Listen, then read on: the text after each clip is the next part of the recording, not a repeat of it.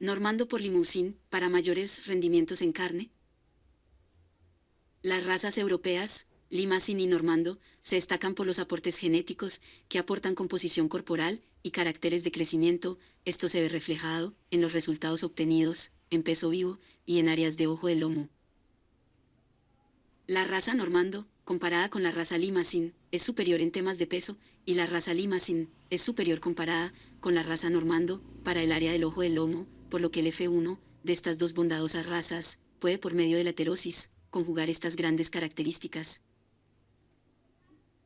Estas dos razas se adaptan a condiciones de manejo. En sistemas de pastoreo, los F1 producidos serán bovinos con mayor rendimiento de cortes minoristas debido a la alta correlación genética, como fenotípica, de estos dos caracteres.